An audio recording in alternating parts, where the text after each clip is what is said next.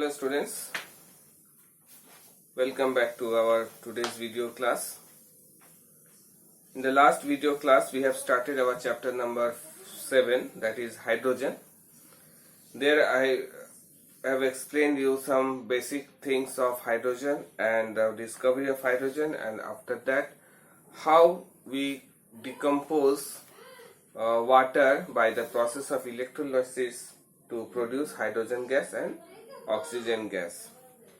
Okay, now in this today's video I am going to start the laboratory preparation of hydrogen gas. In the preparation of this hydrogen gas in the laboratory, some apparatus and some chemicals that we are needed, that we will see. First of all, you can see here on the board that I have drawn the one diagram over here. So first of all I will explain you the apparatus that we have used here. We have to use, first of all, that you can see it is a round type of apparatus. This is, and the lower portion is flat. It is called flat bottom flask. After that, it is its mouth is covered with a cork where two holes are there. From these two holes we have to deliver two tubes. One is the thistle funnel. This is a special type of funnel, thistle funnel. And another hole, from another hole we have to pass a delivery tube. So this tube is called delivery tube. Now this is thistle funnel, I told you. Come to this side. Now you have to take a tumbler that contains water in it. You can see the lower portion. It is a beehive called a beehive shell, which is a special type of shell where delivery tube is passed, through which it is connected with this gas jar where hydrogen gas will be collected. So this is the apparatus arrangement you can see here. We no need to heat it or need electricity to perform this experiment. Now what chemicals we have to use? We have to use two things here. Either one, you have to take a metal, and another is a liquid acid. Generally we use here dilute HCl. You can take dilute H2SO4 also. And you have to take a metal which is more reactive than the acids, the positive ion of the acid. Suppose I have taken here zinc and the HCl.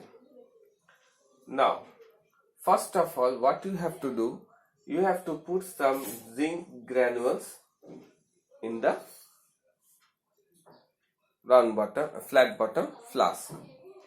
After that, through thistle funnel we pour dilute HCl, will pass and come in contact with zinc granules. And we have to put this zinc dilute HCl as much as we have to see that the mouth of the end of this thistle funnel should be completely dipped inside the acid. We will see why it is important to do this. After a few seconds or a few minutes, what you will see from this here, some bubbles are coming out from this delivery tube. Slowly these bubbles goes up and the level of water rises, comes down. What these gases actually, what these bubbles of, why the water is coming downward, why we are using this water tumbler and the beehive shape to collect the hydrogen gas. To discuss that, first of all we will see what reaction is going on inside this flat bottom flask. What chemical we have used here? We have used zinc plus HCl. I have used zinc and HCl. So what will happen? The zinc is more reactive than hydrogen. So it will displace hydrogen and come and contact with zinc to chlorine. It gives ZnCl2, and hydrogen is left over is released as a gas. This hydrogen gas is coming out from the delivery tube, and through the downward displacement of water, this process is called downward displacement of water, the gas bubbles goes up and the water level will comes down as the hydrogen gas is collected over the water. Okay, so here what you see, when zinc react with HCl, it gives ZnCl2 plus H2. Now you can do the balancing also here. You can put a 2 here, then it will be easily balanced. So see, then hydrogen 2, chlorine is 2, chlorine is 2, zinc 1, zinc 1. It is a balanced chemical equation. After this, you can use some other elements, metals and other acids to get hydrogen gas. One that is given in your book also, that is with sodium you can do the reaction, sodium with H2SO4 on reaction. What you will give? It will give sodium sulfate plus hydrogen gas. Okay. After that, you can use aluminium plus HCl. We have to use here dilute HCl, dilute H2SO4, not concentrated. Otherwise, you will not. Your reaction will be very fast. It will be not in a controlled way. So, what you will get when aluminium comes in contact with dilute HCl, it gives aluminium chloride, AlCl3 plus hydrogen gas is liberated here. Okay, so in this way you can see in all metals which are more reactive than this hydrogen from these acids displaces the hydrogen gas and forms a different types of liquids. Okay, in place of HCl we can use H2SO4 also. It will get aluminium sulfate plus hydrogen gas. Okay, so in this way we can perform this experiment to prepare hydrogen gas in a laboratory. Now I will discuss with you in this arrangement. I have told you in the beginning that the end of the Thysell funnel should be completely dipped inside the acid. Why it is? Because when hydrogen gas will liberate after the reaction, it will come out from the Thysell funnel. So it is very important, it should be dipped inside the liquid acid such that it is completely filled with acid. Then hydrogen gas will escape through this Thysell funnel. It will only pass through this delivery tube. Now, another important part, why we are using here the downward displacement of water process. It is collected by downward displacement of water because first one is hydrogen is not react with water, does not react with water, and it very slightly soluble in water.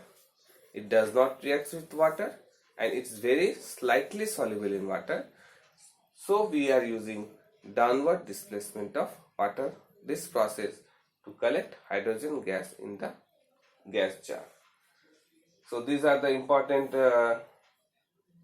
precautions that we have to follow during this performing this experiment. It's a very easy experiment.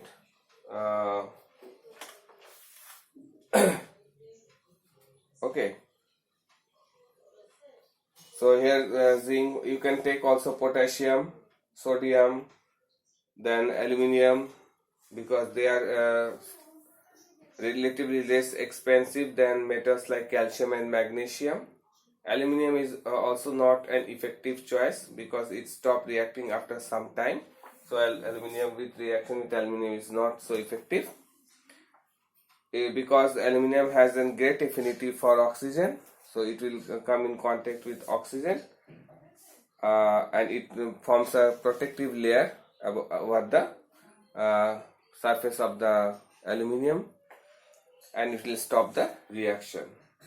After that, reaction with iron requires heating, which is again it is a reversible, because if it is heated up to high temperature it will reverse back, so it will be reversible reaction. After the reaction with lead and dilute HCl, sulfuric acid produce chloride and sulfate salt of lead respectively.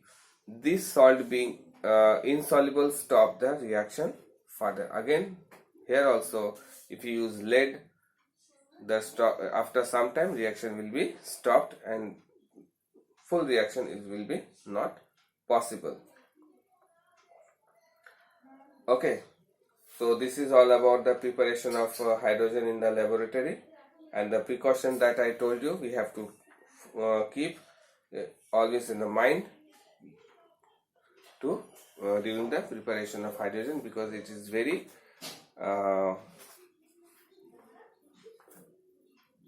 it is a very inflammable or highly inflammable gas. So we have to follow this to downward displacement of water process, and a thistle funnel should be completely dipped in the acid. Okay, so another industrial process is also there for the process of hydrogen gas. That process is called Bosch process. In this process, the Bosch process, production of water gas. Suppose water gas is a mixture of carbon monoxide, means carbon plus H2O, it gives CO plus H2 plus heat. This what is called water gas. So in this another process is called Bosch process.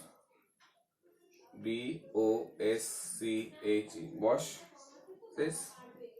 process. What we have to do in this Bosch process actually? Here in this Bosch process, carbon is heated with H2O to give CO plus H2 with heat, and this is called water gas. So after this, since the mixture of this water gas used for the synthesis of hydrocarbons, this water gas is used in the synthesis of hydrocarbon.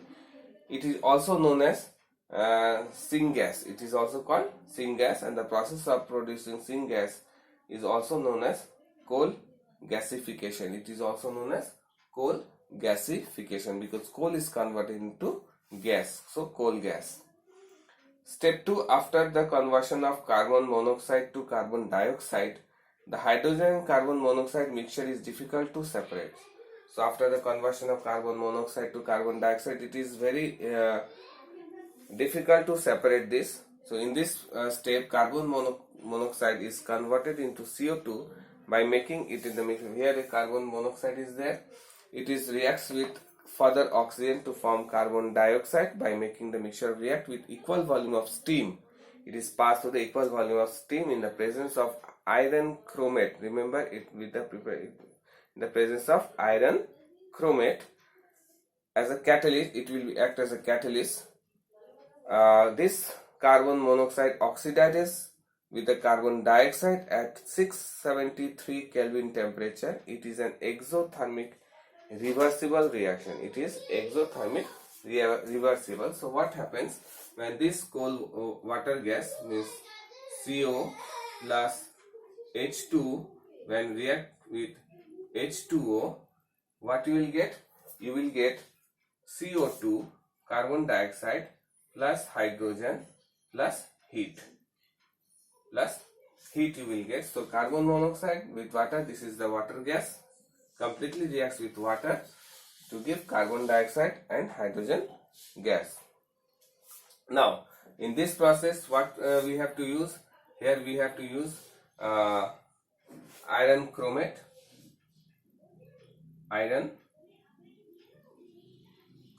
as a catalyst, and up to the temperature of 673 Kelvin, up to the temperature of 673 Kelvin. Why you are using this 673 Kelvin temperature? Because if we increase the temperature above this, the reaction will be again reverse. It is a reversible reaction becomes. Okay. So the reaction is also called water gas shift. This reaction is also called water gas shift. First of all, this reaction was called as coal gasification. Now after coal gasification, when it reacts with the water to form carbon dioxide and hydrogen gas, this reaction is also called water gas shift reaction. Now in the third step, first step, second step and the Bosch process, and the third step, we have to separate carbon dioxide and hydrogen to get pure hydrogen. How will you do that? The mixture is passed through water under pressure of 30 atmospheric pressure. At a very low pressure you have to pass 30 atmospheric pressure. The reaction is irreversible. Carbon dioxide absorbed by water. This again passes through water. It will this water will absorb carbon dioxide because carbon dioxide is soluble in water, as you know. That's why the aquatic plants survive in water. So you will pass this carbon dioxide plus hydrogen through water at pressure of 30 atm. What will happen? Carbon dioxide will be absorbed by the water and hydrogen gas is collected in the cylinder. Hydrogen gas will be collected in the cylinder. So this process produces hydrogen gas in refined and desired level of purity. In this way, by this process of Bosch process, we get the hydrogen in a desired quantity also and a more pure form. Okay, so this is the thing, two ways by which we can prepare the hydrogen gas that we have seen today. In the last class we have seen how hydrogen gas is prepared by the electrolysis process from water. Today we have seen the laboratory preparation of hydrogen by reaction with metal with acids, and here in the Bosch process carbon is used reacts with water to give water gas. When this water gas again passes through water, it gives carbon dioxide and hydrogen gas in the presence of catalyst that is called iron chromate at the temperature of 273 Kelvin. Okay. After that, this mixture of carbon dioxide and hydrogen gas is passed through water, where carbon dioxide is absorbed by the water and hydrogen gas is collected in the jar. So this is and this process is done at the 20 atmospheric pressure. Okay, so I hope you have understand all the three processes of preparation of hydrogen that we have done in the last class and today's video class. After your exam, your unit test, you please go through the chapters once again. But after watching this video, once you go through the chapter of today also, then after when your exam will be finished, you will read it again. And if you get any doubts, do ask me in your video class, or you can text me also. Okay. Thank you very much. Goodbye.